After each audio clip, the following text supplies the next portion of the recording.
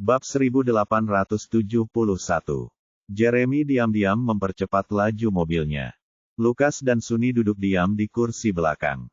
Mereka berdua terkejut dan terkesan dengan kemampuan komputer Corin karena ia berhasil menentukan lokasi nomor telepon dalam waktu sesingkat itu.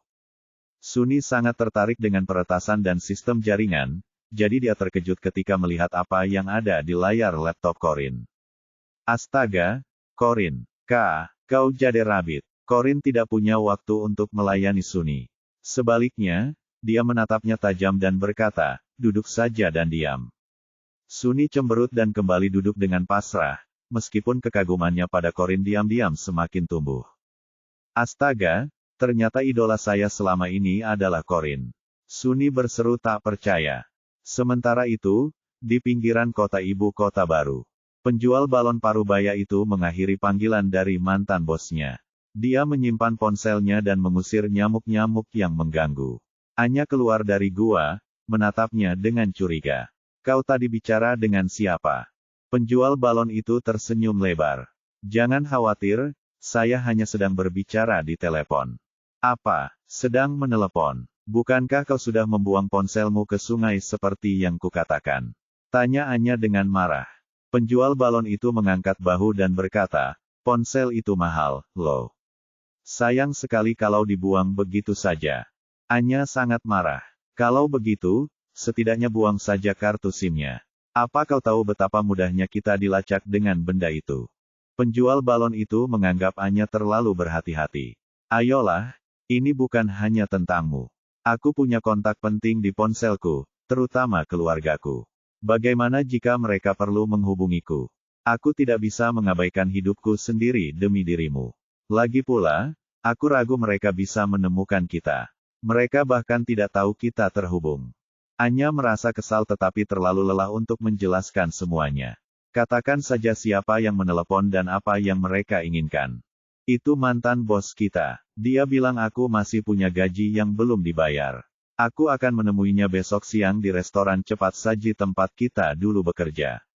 Jumlahnya lumayan besar. Anya merasakan ada sesuatu yang tidak beres. Dia merebut ponsel pria itu untuk memeriksa waktu dan tanggal. Kemudian, dia berkata dengan gugup, sial. Tempat ini tidak aman lagi. Kita harus keluar dari sini. Saat itu, penjual balon itu sudah lelah dan tidak ingin pindah tempat. Anya, kau terlalu banyak berpikir. Siapa yang akan menemukan kita secepat itu di tengah antah berantah? Lagi pula, ini tengah malam, jadi kita bisa pergi kemana? Membawa anak itu mendaki gunung tadi saja sudah membuatku lelah. Aku tidak bisa bergerak lebih jauh lagi. Kita harus pindah, meskipun kau tidak bisa. Dasar bodoh, tidak tahu mereka sedang mengincar kita sekarang. Penjual balon itu yakin Anya bereaksi berlebihan. Siapa yang tahu tentang kita? Dasar bodoh. Kenapa mantan bos kita meneleponmu di jam segini untuk urusan gaji? Restoran seharusnya sudah tutup sekarang. Lagi pula, hari ini bahkan bukan hari gajian. Apa kau bodoh? Pasti ada yang melacakku sampai ke restoran itu. Bab 1872. Akhirnya kesadaran menghampiri penjual balon itu. Apa, secepat itu? Anya, tak ingin membuang waktu menjelaskan semuanya, bergegas masuk ke dalam gua untuk mengeluarkan Joey dari kandang. Lagi pula, Corin dan Jeremy tidak seperti yang lain. Mereka mampu melacaknya dengan cepat. Dia perlu segera menemukan tempat persembunyian lain. Joey yang malang masih menangis dan menggigil di dalam kandang anjing. Celakanya, Anya yang tak berperasaan dengan kasar menarik Joey keluar, mengikatnya dengan seutas tali rami, dan memanggil penjual balon dari luar untuk masuk dan menggendong anak itu. Dia bahkan tidak peduli dengan kesejahteraan anak laki-laki itu. Penjual balon itu tampak enggan, tetapi karena dia belum menerima uang $14.000 yang dijanjikan, dia dengan berat hati menurutinya. Dengan Joey di punggungnya, mereka meninggalkan gua. Anya bahkan melemparkan ponsel penjual balon ke dalam gua, sambil berjanji akan membelikannya yang lebih bagus. Pegunungan terpencil itu cukup jauh dari pusat kota. Jeremy dan Corin membutuhkan waktu 2 jam untuk sampai ke sana, dan saat itu sudah fajar. Pegunungan itu benar-benar gersang, ditutupi gulma lebat dan kusut tanpa jalan yang bisa dilalui mobil. Diliputi kecemasan, Corin keluar dari mobil dan bersiap mendaki gunung untuk mencari Joey, tetapi Jeremy menahannya. Tenang, bagaimana mungkin kita menemukan Joey di gunung sebesar ini? Bagaimana Corin bisa tetap tenang? Dia tidak bisa duduk diam dan tidak melakukan apapun saat membayangkan Anya melampiaskan amarahnya pada Joey kecil yang malang. Tapi Joey itu. Jeremy memeluk Corin dan menepuk punggungnya dengan lembut untuk menenangkannya. Aku tahu, aku juga sangat khawatir tentang dia, tapi beri dia sedikit waktu lagi. Tim kita dan polisi akan segera datang. Corin mendongak menatapnya, campuran kejutan dan rasa ingin tahu terpancar di matanya. Kapan kau menelepon polisi? Aku takut kedatangan mereka akan membuat Anya curiga. Jeremy menyipitkan matanya. Jika tebakanku benar, panggilan dari istri pemilik toko mungkin sudah membuat Anya waspada. Langkah kita selanjutnya adalah mengepung gunung ini secepat mungkin dan membiarkan anjing-anjing polisi mencari. Mobil kita tidak bisa mendaki, begitu pula mobil mereka. Kurasa mereka belum turun gunung secepat itu sejak panggilan itu. Tetaplah dekat denganku, atau kita mungkin harus mencarimu juga. Corin menganggap spekulasi Jeremy masuk akal. Dia menggenggam tangan Jeremy erat-erat untuk menstabilkan dirinya. Jeremy benar, Corin. Kamu tidak seharusnya bertindak gegabah, tambah Lukas. Corin dengan berat hati menyetujui mereka. 12 menit kemudian, iring-iringan mobil hitam berhenti di belakang mobil mereka. Di antara penumpangnya terdapat anak buah Jeremy, sementara sisanya terdiri dari petugas polisi. Sebelum datang, para petugas polisi telah diberitahu untuk tidak membunyikan sirene mereka agar tidak menarik perhatian yang tidak perlu. Semua orang keluar dari mobil mereka. Beberapa di antara mereka ditemani oleh anjing polisi yang terlatih dengan baik. Dengan anggukan singkat dari Jeremy, mereka diam-diam mulai mencari di gunung seolah-olah mereka telah menerima isyarat tak terucapkan. Baru setelah itu, Jeremy memandu Corin untuk mengikuti anjing polisi mendaki gunung, dengan Lukas dan Sunny di belakang mereka. Jalan di depan sangat menantang, terutama di tengah malam dengan penerangan yang redup. Seseorang bisa dengan mudah tergores oleh semak berduri. Namun, Corin tidak terlalu mempermasalahkannya karena itu hanyalah hambatan kecil baginya. Yang dia inginkan hanyalah menemukan Joey secepat mungkin. Didorong oleh kebutuhan mendesak untuk menemukan Joey, mereka menemukan sebuah gua sekitar 1 jam kemudian. Anjing polisi itu menggonggong dengan ganas di pintu masuk, yang menarik perhatian semua orang. Corin melompat dan langsung menuju ke gua. Namun, Jeremy dengan cepat menariknya ke belakangnya, dan Lukas juga melangkah maju untuk melindunginya. Bab 1873. Anjing-anjing polisi memasuki gua. Jeremy dan Corin mengikuti mereka. Gua itu diselimuti kegelapan, dan tercium bau kayu terbakar di udara. Saat polisi menerangi ruangan dengan senter yang kuat, mereka melihat kandang anjing di dalam gua dan abu kayu bakar. Melihat kandang anjing itu, mata Corin berlinang air mata. Mereka pasti mengurung Joey di kandang anjing ini. Sialan, bagaimana mereka bisa memperlakukan anak seperti ini? Ekspresi Jeremy juga tidak terlihat baik. Anjing polisi itu, sambil mengendus-endus, menggonggong 2 kali setelah mencium bau yang aneh. Sunny maju untuk menyelidiki bersama polisi. Dia melihat genangan air di tanah. Apakah itu, air kencing anak itu? Pikir Sunny. Hubungan intuitif antara ibu dan anak memungkinkan Corin untuk langsung memahami situasi begitu melihat genangan air tersebut. Itu pasti air kencing Joey. Dia meninggalkannya sebagai jejak aroma untuk kita. Karena masih basah, berarti mereka belum pergi terlalu jauh. Ya, mereka seharusnya tidak terlalu jauh. Para pria, suruh anjing polisi mengenali aroma Joey dan intensifkan pencarian. Tambah Jeremy.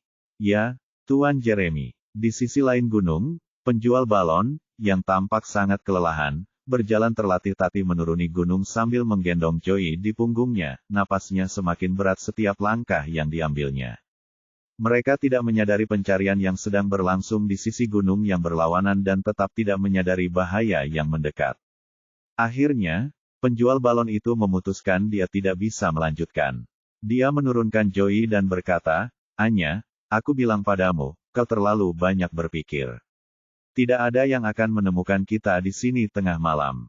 Aku tidak bisa melanjutkan. Aku sudah selesai. Anya langsung panik setelah melihatnya berhenti. Bagaimana kau bisa berhenti? Angkat anak itu dan turun gunung sekarang juga. Penjual balon itu melambaikan tangannya dengan acuh tak acuh. Aku tidak sanggup menggendongnya lagi. Kamu harus menggendongnya sendiri kalau mau menurunkannya dari gunung. Aku melewatkan makan malamku hari ini hanya untuk menyeretnya naik gunung, dan kamu berharap aku menggendongnya turun lagi. Dia tidak hanya mengotori keringatku, tapi juga mengencingiku. Firasat buruk Anya semakin menguat. Lalu kenapa? Nanti aku beri uang untuk beli baju baru. Jemput dia sekarang juga dan pergi. Aku benar-benar tidak bisa bergerak lagi. Aku akan mati jika melangkah lagi. Apakah kamu masih menginginkan uang itu atau tidak? Penjual balon yang kelelahan itu tergeletak di tanah. Bagaimanapun juga, aku tidak tahan lagi. Jika kau tidak membayarku karena ini, aku akan pergi ke polisi dan melaporkanmu karena memaksaku menculik anak seseorang. Aku tidak akan menanggung ini sendirian. Kenapa kau? Anya menggertakkan giginya. Karena tidak punya pilihan lain, dia menggendong Joey sendiri. Baiklah, aku akan menggendongnya sendiri. Tetap di sini dan ketahuan saja, aku tidak peduli. Jangan salahkan aku kalau tidak membantumu. Setelah mengatakan itu, Anya menggendong Joey dengan cepat menuruni bukit. Baru saat menggendong Joey, Anya menyadari celananya basah kuyup. Anya mengerutkan kening dengan jijik. Anak tak berguna, bagaimana mungkin kau bahkan tidak bisa menahan kencing di usiamu? Joey, yang terikat erat dan kelelahan karena menangis, dengan suara serak berkata, mengapa kau membawaku kembali jika kau sangat membenciku? Bab 1874. Anya terus berjalan menuruni bukit sambil tertawa sinis. Kenapa? Karena kau anak yang kuadopsi. Barang-barangku, meskipun bukan yang terbaik, tetap milikku. Aku tidak akan membiarkan siapapun mengambil milikku. Mata Joey dipenuhi dengan pasrah dan putus asa. Tapi, kau sama sekali tidak suka anak-anak. Kau tidak suka aku. Kenapa kau tidak membiarkan aku tinggal bersama ibu dan ayahku? Ketika Anya menyadari bahwa Joey tidak memanggilnya sebagai ibunya, kekesalannya memuncak dan dia membanting Joey dengan keras ke tanah. Apa yang kau katakan? Siapa yang kau panggil ibumu? Jalan setapak di pegunungan itu terjal dan dipenuhi semak berduri. Setelah dilempar dengan kasar ke tanah, kulit Joey yang terbuka tertusuk oleh duri-duri tajam. Hal ini membuatnya meringis kesakitan. Seolah itu belum cukup, Anya menendang perutnya dengan keras. Dasar bocah nakal, siapa yang kau panggil, ibu? Joey tidak mampu berbicara lagi. Ia hanya bisa menangis dalam diam. Sayangnya bagi dia, Anya masih belum puas dan kembali menginjak perutnya. Dasar pengkhianat, jika aku tidak mengadopsimu dari luar negeri, kau pasti masih berada di panti asuhan yang menyedihkan itu, nyaris tidak bisa bertahan hidup. Kau mungkin saja sudah mati karena penyakit dan bahkan tidak akan hidup sampai sekarang. Berani-beraninya kau tidak tahu berterima kasih dan meremehkanku. Kau lebih memilih Corin si jalang itu sebagai ibumu daripada aku. Akulah yang cukup baik hati untuk mengadopsimu. Apakah dia yang melahirkanmu, atau dia yang mengadopsimu? Mata Joey mulai melotot karena hentakan keras itu. Dia merasa hidupnya telah berakhir dan menggunakan sisa kekuatannya untuk membalas. Dia sangat baik padaku. Hal itu membuat Anya semakin marah. Baik padamu. Kenapa dia harus baik padamu? Itu semua cuma sandiwara. Perempuan jalang itu seorang profesional dalam berakting. Dia akan melakukan apa saja untuk mengamankan posisinya sebagai istri Jeremy. Kau benar-benar berpikir dia menganggapmu sebagai anaknya. Dia punya anak sendiri, jadi kenapa dia memperlakukanmu seperti anaknya? Dengan mata merah padam, Joey dengan keras kepala membela Corin, yang di matanya sempurna. Dia tetap ibu yang baik. Meskipun dia tidak menganggapku sebagai anaknya, setidaknya dia menghormatiku. Dia lebih baik darimu. Dia memang lebih baik. Kata-kata perpisahan Joey membangkitkan amarah yang hebat dalam diri Anya. Dia mengertakkan giginya dan dengan ganas menendang Joey yang tergeletak di tanah. Baiklah, jika dia lebih baik dariku, aku akan mengabulkan keinginanmu. Aku akan menunjukkan betapa kejamnya aku. Karena kau tidak lagi mengenaliku sebagai ibu angkatmu, sebaiknya aku langsung mengirimmu ke neraka. Dengan setiap kata, dia tanpa ampun menendang Joey yang tak berdaya, balita berusia 5 tahun itu. Tidak jelas berapa lama waktu berlalu, tetapi Joey berhenti bergerak. Baru kemudian Anya menghentikan serangannya. Dia menenangkan diri dengan napas berat dan berkata tanpa simpati, "Cukup, berhenti berpura-pura. Bangun." Namun, anak itu tetap tidak memberikan respons. Sambil mengerutkan kening, Anya berjongkok dan memeriksa napas Joey, hanya untuk menyadari bahwa Joey telah berhenti bernapas. Dia sudah mati. Astaga, dia benar-benar rapuh. Iya. Aku tidak ingat dia serapuh ini. Dulu dia bisa menahan lebih dari ini. Yah, semuanya hancur sekarang karena dia tidak berguna. Anya tidak menunjukkan penyesalan atau kesedihan atas kehilangan nyawa seorang pemuda, hanya pikiran-pikiran yang penuh penghinaan dan ketidakpuasan. Yang dipikirkannya hanyalah kepentingannya sendiri. Sejak dibebaskan dari penjara, ia tahu bahwa dirinya bukan lagi orang yang sama seperti dulu. Ia telah kehilangan citra sebagai putri kedua keluarga Rivera. Bahkan jika ia kembali ke keluarga Rivera, ia hanya akan dibenci oleh orang-orang di sekitarnya. Karena itu, ia memilih untuk tidak kembali dan mengambil pekerjaan sementara. Ia melakukan semua ini sambil merencanakan balas dendam terhadap Corinne, yang ia salahkan atas keadaan menyedihkannya. Ia mengamati Corinne untuk waktu yang lama dan terkejut menemukan putra angkatnya dalam pengasuhannya. Namun, ia segera menyimpulkan bahwa Corinne menggunakan putra angkatnya untuk berpura-pura saleh dan bermoral. Bab 1875. Oleh karena itu, Anya berencana untuk merebut kembali Joey dari Corinne. Dia percaya bahwa jika keluarga Holden bersedia menerima Joey, itu berarti mereka menghargainya. Jika dia bisa mendapatkan kembali kendali atas Joey, mereka juga akan memberinya rasa hormat dan keuntungan. Yang lebih penting, dia akan bisa berhubungan kembali dengan Jeremy jika dia mendapatkan Joey kembali. Dia yakin hubungan mereka yang dulu akan terjalin kembali. Sayangnya, Joey ternyata lebih rapuh dari yang dia kira. Dia meninggal dengan mudah hanya setelah beberapa kali ditendang olehnya. Dia sedang memikirkan bagaimana cara mengurus tubuh Joey yang tak bernyawa ketika gonggongan anjing yang tiba-tiba mengejutkannya. Kenapa ada anjing di gunung? Tunggu, mungkinkah itu serigala? Sial, aku tidak membawa senjata. Anya melihat sekeliling dan dengan cepat berlari menuruni gunung. Dia tidak peduli apakah itu anjing liar atau serigala. Bagaimana jika mereka lapar? Mereka bisa saja memangsa tubuh Joey. Yang harus dia lakukan hanyalah memanfaatkan kesempatan untuk melarikan diri. Gonggongan anjing-anjing itu semakin mendekat. Beberapa anjing polisi muncul dari berbagai arah, langsung menuju ke arah Joey yang sedang berbaring di tanah. Kemudian mereka menggonggong, memberitahu bahwa mereka telah menemukan anak laki-laki itu. Corinne dan kelompoknya, yang mengikuti salah satu anjing polisi, juga mempercepat langkah mereka untuk melihat apa yang terjadi di depan. Melihat Joey tergeletak di tanah, dunia Corinne runtuh. Ia buru-buru berjongkok untuk menyentuh dahinya dan mengguncangnya.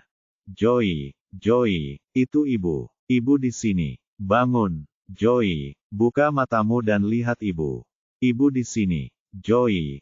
Namun, Joey tetap tidak memberikan respons, meskipun Corinne mengguncang dan memanggilnya. Saat itulah skenario terburuk menghantamnya, dan dia mengulurkan tangan untuk memeriksa napas Joey. Ketika dia tidak merasakan napas, dia langsung pingsan karena syok.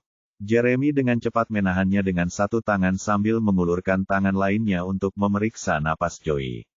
Ekspresinya berubah muram. Cepat, di mana tim medis? Lakukan resusitasi pada anak itu. Para petugas medis, yang tiba bersama polisi, bergegas maju setelah mendengar perintah untuk menilai kondisi Joey dan memulai tindakan darurat. Sunny hampir tidak percaya bahwa Anya bertanggung jawab atas hal ini. Bagaimana mungkin dia memperlakukan anaknya sendiri seperti ini? Dia hanya seorang anak laki-laki. Pikir Sunny dengan tidak percaya. Lagi pula, Joey diadopsi oleh Anya, dan Anya pernah menyayanginya. Terakhir kali Sunny melihat Joey, dia sedang bermain dengan gembira bersama Brian dan Christine.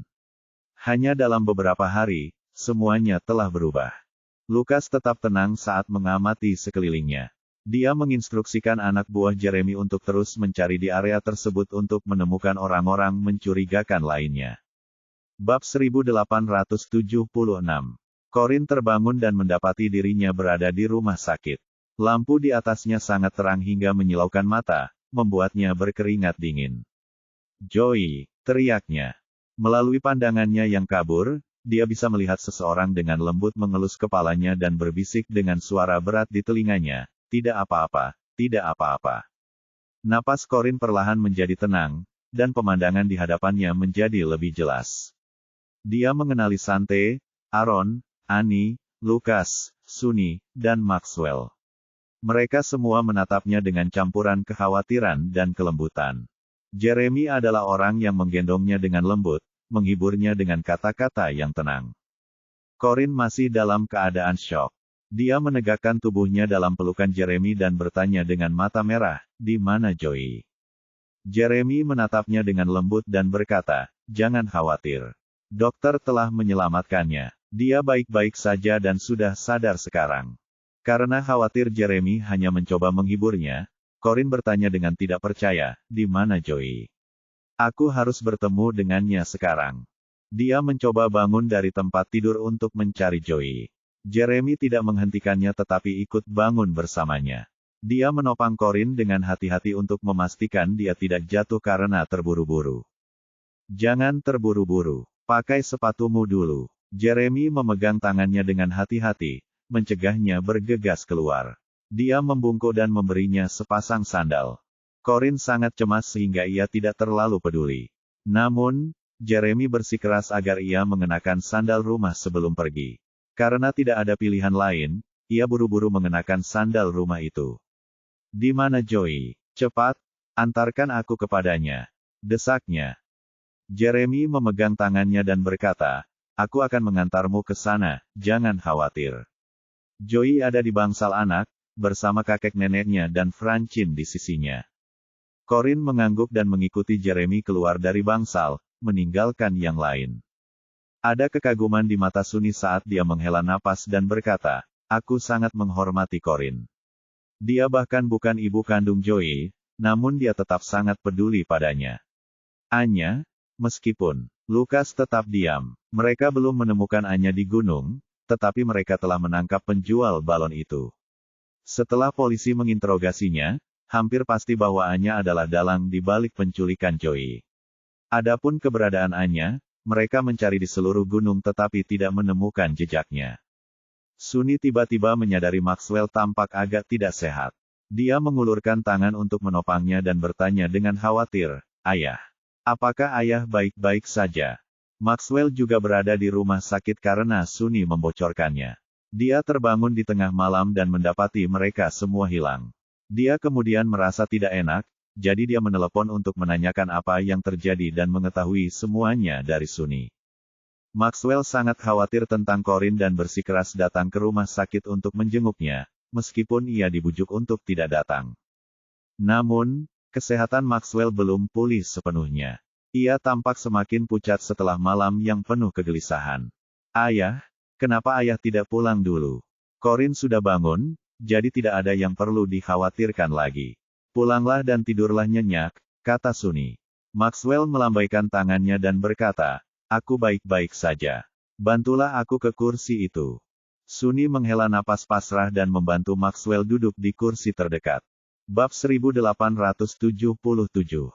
Jeremy mengantar Corin ke ruang perawatan anak. Joey duduk melamun di tempat tidur, memakan apel yang telah dikupas Francine untuknya. Ekspresi khawatir Greg dan Pamela memudar ketika mereka melihat Corin masuk. "Corin, kamu juga sudah bangun." "Bersyukur." Corin mengangguk ke arah Greg dan Pamela. Kemudian dia melepaskan tangan Jeremy dan dengan cepat berjalan ke samping tempat tidur. Air mata mengalir saat dia menatap Joey. Dia baik-baik saja. Joey benar-benar baik-baik saja, pikir Corin. Saat Joey melihat Corin, dia langsung melepaskan apel di tangannya dan memeluk Corin. "Ibu, kukira aku tak akan pernah melihatmu lagi." Corin memeluknya erat. "Ibu di sini. Ibu tidak akan pernah kehilanganmu lagi." "Mama." Tak ada satupun mata yang kering di bangsal itu. Jeremy juga sedikit mengerutkan alisnya. Emosinya diam-diam bergejolak di balik matanya yang sedikit memerah. Dia menoleh dan bertanya pada Francine, "Mengapa kamu di sini? Bukankah seharusnya kamu di rumah mengurus ketiga anak yang lain?"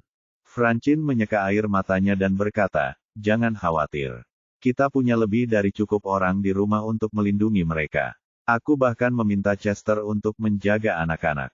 Aku hanya terlalu khawatir tentang Joey, jadi aku datang bersama kakek dan nenek untuk menjenguknya. Aku akan segera pulang." Jeremy mengangguk. "Bawa kakek dan nenek pulang bersamamu. Kita sudah punya cukup banyak orang di sini." Pamela langsung menimpali. "Jeremy, kami baik-baik saja. Bahkan jika kau menyuruh kami pulang, kami tidak akan bisa tidur. Lebih baik kami tinggal di sini bersama Joey. Lagi pula, Corinne juga perlu istirahat, jadi izinkan kami membantumu sedikit. Kami di sini untukmu. Nenek dan kakek seharusnya lebih tahu tentang kesehatan kalian daripada siapapun. Jika terjadi sesuatu, itu hanya akan memperumit keadaan bagi kami. Pulang saja." "Iya, Joey baik-baik saja. Dia hanya mengalami beberapa cedera ringan dan syok.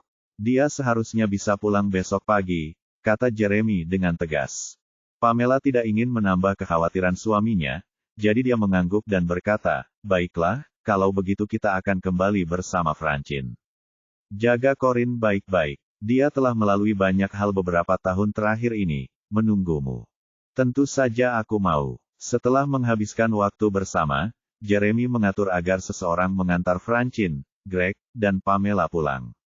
Suasana di bangsal menjadi lebih tenang setelah mereka pergi. Corinne sedang memberi makan Joey bubur oatmeal. Saat dia mengamati luka-luka yang memenuhi kulitnya, amarahnya membuncah. "Sebaiknya kau sembunyi, Anya. Joey kecilku baru berumur 5 tahun. Bagaimana bisa kau memperlakukannya seperti ini? Kau akan membayar 1000 kali lipat atas apa yang telah kau lakukan." Geram Corinne dalam hati. "Mama, aku sudah kenyang. Aku tidak bisa makan lagi." Joey kecil yang manis menggelengkan kepalanya, menolak suapan terakhir bubur oatmeal yang disodorkan Corinne ke mulutnya. Corinne mengangguk dan memakan sisa oatmeal itu sendiri.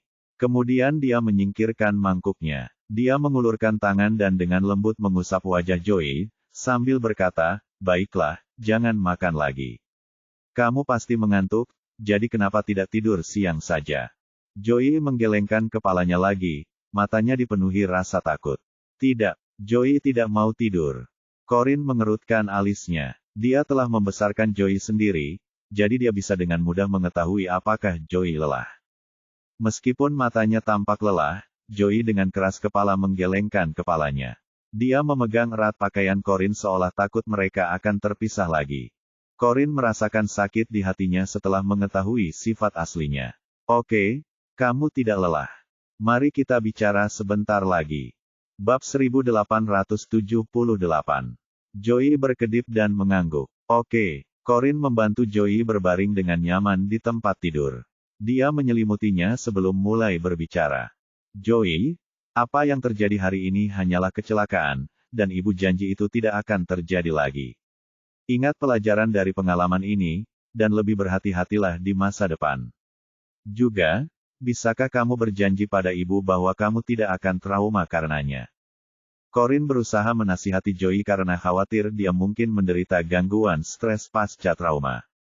Joey merengek minta tolong. "Tapi itu sangat menakutkan. Setiap kali aku menutup mata, aku melihat wanita itu memukulku. Ibu, bolehkah aku pergi bekerja dan pulang bersamamu setiap hari mulai sekarang? Aku tidak ingin jauh darimu lagi." Hati Corinne terasa sakit melihat putranya yang dulunya ceria dan bijaksana kini menjadi trauma. Ia dengan lembut mengelus kepala putranya. "Anakku sayang, ayah sudah kembali, jadi ibu tidak perlu pergi bekerja setiap hari. Ibu bisa tinggal di rumah bersama kalian sepanjang waktu." "Benarkah?" Joey tampak lega setelah mendengar itu. Corinne terus mengelus lembut rambut halus Joey sambil berkata, "Tapi kamu harus tahu bahwa ibu bisa bersamamu setiap saat karena kamu masih anak-anak. Sebentar lagi, kamu akan tumbuh menjadi dewasa. Ibu tidak akan bisa bersamamu setiap hari saat itu. Kamu perlu mandiri begitu kamu dewasa karena ibu tidak bisa selalu bersamamu, atau kamu akan kesal. Tatapan Joey tegas saat dia berkata, tidak mungkin. Aku tidak akan pernah menganggap ibu menyebalkan. Aku ingin bersama ibu selamanya. Sebelum Corin sempat berkata apa-apa, Jeremy berjalan mendekat dan mencubit pipi Joey. Kamu memang suka berhayal, iya. Ayahlah yang akan selalu bersama ibu selamanya. Kamu bisa mencari istrimu sendiri saat dewasa nanti. Joey menatap Jeremy dengan bingung, sebelum menatap Corin. Kemudian dia tersenyum. Oh iya, ibu dan ayah bersama lagi. Corin tersenyum pada Joey sebelum melirik Jeremy dengan sinis. Kenapa kau harus bicara seperti itu padanya? Jeremy menarik kursi dan duduk di sebelah Corin dan Joey. Anak kecil ini sudah berebut kamu denganku di usia yang begitu muda. Aku harus membuatnya mengerti bahwa dia perlu mencari istrinya sendiri ketika dia dewasa. Corin memutar matanya. Aku tidak percaya kau bisa merasa cemburu karena hal seperti itu. Jeremy memang merasakan sedikit rasa cemburu, tetapi tidak seserius seperti dalam situasi lain. Hubungan Jeremy dan Corin bisa dibilang penuh tantangan. Mereka hampir tidak punya kesempatan untuk menikmati waktu berdua sebelum keempat anak mereka lahir. Mereka bahkan pernah mengalami perpisahan selama bertahun-tahun karena faktor eksternal. Bagaimana mungkin dia tega berbagi wanita itu dengan orang lain? Tiba-tiba, ponsel Jeremy berdering. Dia mengeluarkannya, meliriknya, dan berdiri. Kalian berdua lanjutkan saja. Aku harus menerima panggilan ini. Setelah itu, dia melangkah keluar dari bangsal. Corin tidak terlalu memikirkannya. Dia mengalihkan perhatiannya kembali ke Joey. Joey, apakah kamu sengaja buang air kecil di dalam gua? Apakah kamu meninggalkan petunjuk untuk ibu? Joey mengangguk. Corin merasa terhibur dan dengan penuh kasih sayang mengelus kepala Joey. Kamu anak yang pintar karena meninggalkan petunjuk penting seperti itu untuk ibu. Joey cemberut. Aku benar-benar takut saat itu, takut aku tidak akan pernah melihatmu lagi. Kau bilang kalau kita bertemu orang jahat, kita harus mencari cara untuk meninggalkan petunjuk agar kau punya kesempatan untuk menemukan kita. Aku tidak bisa meninggalkan barang-barangku karena aku diikat seluruh tubuh, jadi kupikir aku akan meninggalkan aromaku. Wanita itu menyuruh rekannya menggendongku menuruni gunung, dan aku sedikit buang air kecil di sepanjang jalan. Ibu tidak akan marah padaku, kan? Corin menggelengkan kepalanya. Bagaimana mungkin ibu marah padamu? Malah, ibu pikir kamu sangat pintar. Sepertinya kamu benar-benar mendengarkan saat ibu mengajarimu. Kamu anak yang baik. Bab 1879. Joey tampak lega ketika mendengar apa yang dikatakan Corin. Lagi pula, bahkan dia sendiri merasa apa yang telah dilakukannya menjijikkan. Kamu tidak bernapas saat ibu menemukanmu. Apakah itu disengaja juga? Tanya Corin ketika tiba-tiba ia teringat sesuatu. Joey mengerutkan bibir dan mengangguk. Ya, sebelum ibu datang, wanita itu terus memukul dan menendangku. Aku menahan napas, berharap dia mengira aku sudah mati dan meninggalkanku sehingga aku bisa mencarimu sendiri. Tidak lama kemudian aku mendengar suaramu memanggilku, tetapi aku tidak berani mempercayainya. Aku takut itu hanya imajinasiku, jadi aku tidak membuka mataku. Novel drama. Corin merasa lega dan tersenyum. Kamu hebat sekali. Luar biasa kamu bisa membuat rencana seperti itu di usiamu. Ibu sangat bangga padamu. Joey memang telah menyelamatkan dirinya sendiri. Anjing-anjing polisi tidak akan menemukannya secepat itu jika dia tidak meninggalkan jejak yang begitu jelas dengan mengompol. Sungguh menjengkelkan bahwa Anya bisa begitu kejam memperlakukan anak yang pintar dan menggemaskan itu dengan buruk. Seberapa sengsarakah dia sampai melampiaskan semua amarahnya pada seorang anak. Itu benar-benar tidak manusiawi. Sementara itu, Jeremy menerima telepon dari bawahannya di koridor, yang memberitahunya bahwa mereka telah menangkap Anya. Jeremy kemudian kembali ke bangsal dan memberitahu Corin bahwa dia akan keluar untuk membeli makanan, berjanji akan segera kembali. Dia kemudian mengatur agar sejumlah besar orang berjaga di luar kamar Joey untuk melindungi mereka. Barulah saat itulah Jeremy bersiap untuk menyelesaikan masalah dengan Anya sekali dan untuk selamanya. Jeremy berjalan cepat menuju lift ketika Lucas muncul di hadapannya. Apakah anak buahmu sudah menangkapnya? Tanyanya tanpa daya. Jeremy mengangguk. Ya, aku ingin pergi bersamamu untuk menemuinya. Jeremy melirik Lukas. Bahkan sekarang, kau masih ingin melindunginya. Lukas menghela napas. Tidak, aku hanya ingin bertanya padanya mengapa dia menjadi seperti ini.